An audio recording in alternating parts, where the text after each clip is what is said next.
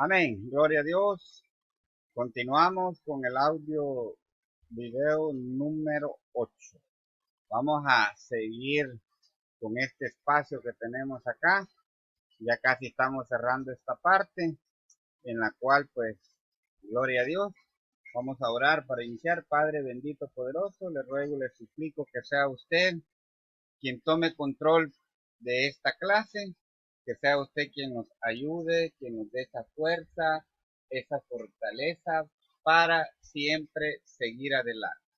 Reconocemos, bendito Señor, que todas las cosas pues están dadas para usted, Señor, y usted es el único que tiene que crecer y que nosotros tenemos que menguar. Denos esa sabiduría e inteligencia para poder seguir escudriñando las escrituras. Y como siempre, bendito Jesús, sea el Espíritu Santo el que nos ayude a discernir, a tomar todo lo bueno, escuchar todo y agarrar lo bueno, lo mejor y desechar todo lo malo. En el nombre glorioso de Cristo Jesús. Amén. Bien, seguimos con esta parte, ya entendimos acerca de a qué se refiere con los hijos de Dios y los hijos de los hombres.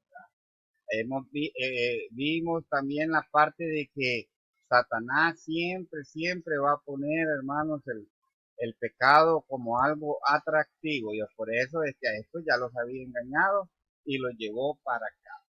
Quiero que también tome nota, hermanos, y escriba esta parte que yo sé que le va a servir.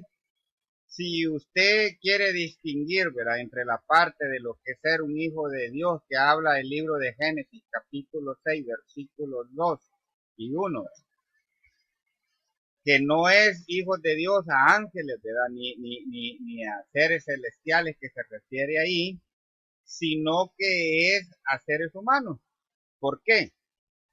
Allá en el libro de Job, usted se recuerda del libro de Job, en el capítulo 1 del 6 adelante, si no me lo equivoco, del versículo 6, dice de que vinieron los hijos de Dios a reunirse con él, ¿verdad? Y de entre ellos dice, venía Satanás. Ahí está hablando también de la palabra hijos de Dios, al igual que aquí en Génesis capítulo 6, versículo 1 y 2. Pero, ¿por qué decimos que no se refiere a ángeles en ninguna forma? Porque fíjese de que al irse al original de las escrituras, y eso es lo bueno de saber leer un poquito las escrituras en el idioma original. No le digo que yo soy un gran experto, no, apenas estoy aprendiendo lo que es griego y hebreo para gloria de Dios. Pero si nosotros comparamos en el libro de hebreo, en el hebreo, el versículo de Génesis 6, que allá se llama Bereshit, que si nosotros leemos el, el, el, el capítulo 6 de Génesis 1 y 2, no usa la misma palabra en hebreo para referirse a hijos de Dios que la que usa allá en Job. En Job usa una diferente palabra para referirse a hijos de Dios. O sea, de que no se está refiriendo a lo mismo. Y es otra frase o otra prueba para que nosotros podamos entender que la palabra hijos de Dios que se usa en Génesis no es la misma que se usa en Job capítulo 1, 6. O sea que no está hablando de las mismas personas. Los que ya vimos y aprendimos en el módulo 1 la parte de bibliología, nos enteramos, ¿verdad?, de las formas y las traducciones de las palabras, eso que no se le olvide. El problema es de que la escritura, la Biblia, no fue hecha para el idioma de nosotros. La Biblia tiene un contexto judío, un contexto allá del Medio Oriente, de todo lo que es la cultura árabe, que ya vamos a hablar de eso también. Para ellos es que fue escrita. Por lo tanto, pues cuando se tradujo del hebreo al griego, del griego al alemán, al inglés y luego nos llegó al español, no es que esté alterada, ni mucho menos que esté viciada, sino que la situación es por cuestiones de idioma y de cultura. Es probable que por eso Casidoro y Reina de Valera, que fueron los que hicieron la traducción de de la Biblia que nosotros leemos de la Reina Valera 1960, ellos pusieron esa palabra para no complicar, me imagino mucho el texto, ¿verdad? Y pusieron hijos de Dios, pero no. Ya vemos y hemos entendido que no fueron ángeles, sino que estas que eran un poquito mejores a estos que eran malos, ¿verdad? ¿Cómo lo podemos contextualizar ahora en este tiempo? Vaya, haga de caso, pues, de que unos hermanos, ¿verdad? De la iglesia, servidores, hermanos bien entregados a Dios, de repente, ¿verdad? Ellos ven que en el mundo hay una mujer bien atractiva y bonita y los seduce y ellos vienen y se meten con ella. ¿Cuál es lo que va a suceder ahí? Que es probable de que esta mujer lo va a sacar de la religión, ¿verdad? Porque es lo más probable y es lo que dice el Señor, que es más fácil, dice, de que a uno lo saquen de la iglesia que uno entrar a una persona inconversa dentro de la iglesia. Así que eso es lo que pasó. No hay que jugar a héroes. Tanto varoncitos como hembritas no anda diciendo, yo, mi novio, yo lo voy a hacer que llegue a la iglesia, ni mucho menos un varoncito diga, no, a mi novia yo la voy a traer a la iglesia cuando ya ella me acepte. ¿Verdad? Así que cuidado, el Señor dice de que la luz no puede contener, no puede involucrarse con las tinieblas. El pecado, hermano, lo va a absorber. Así que a eso es lo que se refiere esta parte, ¿verdad?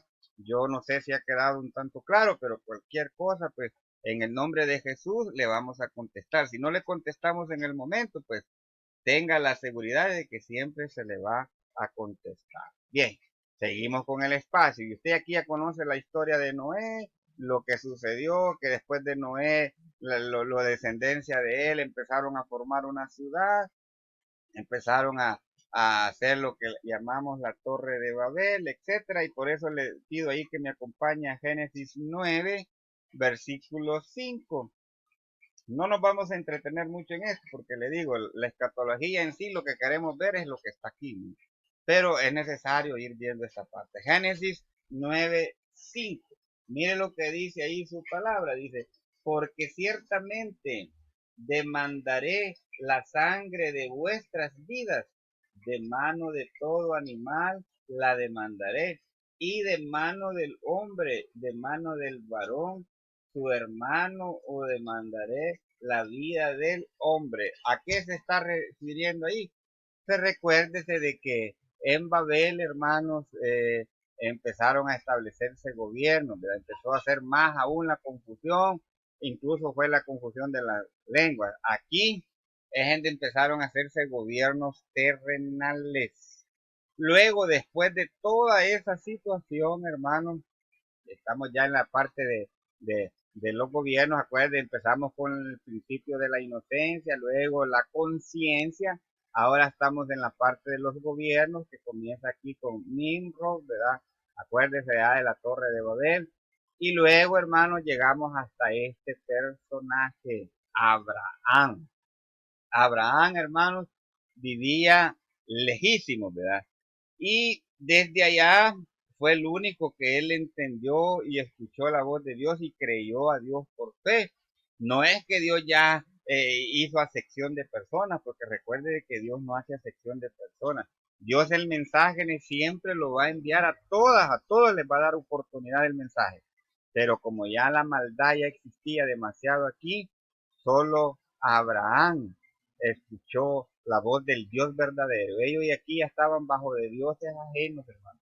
Satanás los había confundido tanto desde aquí hasta acá, que ya ellos ya habían perdido el nombre de Dios, ya no sabían ni para qué Dios glorificar, pero Abraham era de los pocos que todavía habían quedado así.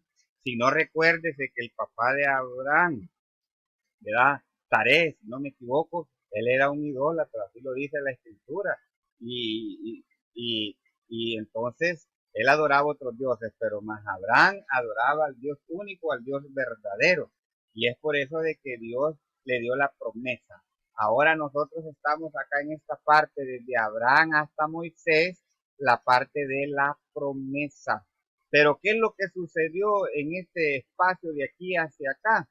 Bueno, acuérdese de que Abraham le creó a Dios, ¿verdad? Y Dios le fue tomado por justicia su fe.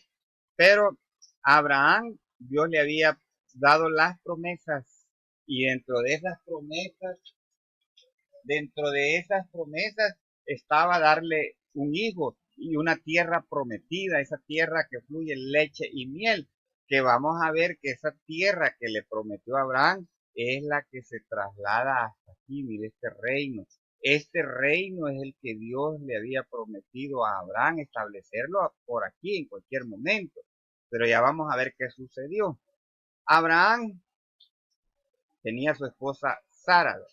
Luego después, a, Dios le había dado la promesa del hijo por la fe, pero Abraham no supo esperar. ¿Y qué es lo que sucedió?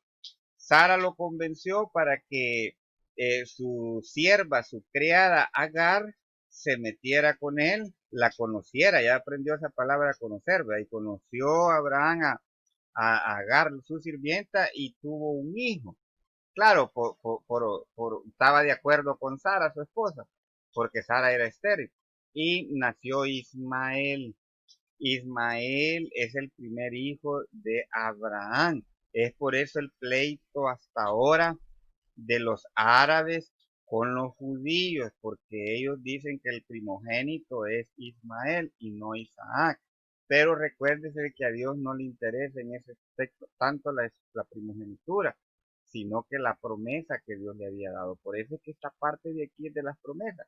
Esa promesa que Dios le dio a Abraham, Abraham se la dio a su hijo Isaac. Su hijo Isaac se la dio a su hijo Jacob. Y Jacob, recuerde que él es el padre de las 12 tribus de Israel. ¿Por qué le llaman 12 tribus? Porque fueron 12 hijos los que Jacob tuvo. Ya usted conoce la historia, no vamos a decir cuál fue todo el recorrido de tener esos hijos.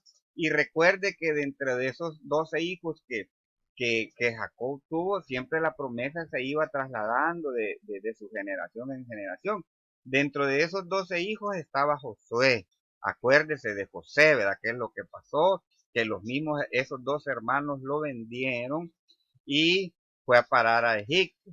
En Egipto, ahí fue cautivo por no haber querido meterse con la esposa de Potifar, y usted conoce que fue encarcelado. Luego después ahí vivió, llegó a ser el segundo del reino. Luego después llegaron Jacob y sus hijos y se establecieron ahí en Egipto, y ahí se crecieron tanto que después estuvieron esclavizados. Cuando los que conocieron a Josué, que ya Josué ya había muerto, José murió, ya los faraones que llegaron en lugar del faraón que quería mucho a José, ya ellos ya no los conocieron a los familiares de José. Y así fue como Israel quedó cautivo en Egipto durante 400 años. A los 430 y algo fue que Dios envió a Moisés, ¿verdad? A Moisés. Aquí es el tiempo de las promesas. Y una de las promesas también era de que Él los iba a libertar de la esclavitud de Egipto. Y ahí recuerde, usted ya sabe la historia de Moisés, todo lo que Moisés, Dios le mandó a hacer para liberarlos de Faraón, y luego después atravesaron el desierto, sacaron a su pueblo de Egipto, llegaron al monte Sinaí. En el monte Sinaí Dios le dio la ley a Moisés. Aquí es donde aparece la ley, en este periodo de la ley. No significa de que Moisés vivió materialmente hasta aquí, ¿verdad? No. Aquí Moisés y Dios le dieron la ley y ahí se la pasó al pueblo. Pero acuerde lo que decimos al principio, la ley Dios la puso para frenar todas las cosas malas que venían desde por aquí hasta aquí, ¿verdad? Recuérdese que la ley se inició aquí, quiere decir de que toda esta gente no conoció nunca la ley, por lo tanto es lo que dice ahí el libro de Hebreos, y lo dice el apóstol Pablo en el libro de Romanos también, de que lo que nos acusa es la ley, que es la que nos hace ver nuestro pecado, ¿verdad? A eso se refiere, porque la ley empezó a tomar auge desde acá. Así que vamos a quedarnos hasta aquí, hermanos. Vamos a esperar el audio número 9, donde vamos a continuar con esto. Hermanos, que Dios me les bendiga y no olvide hacer sus preguntas. Amén.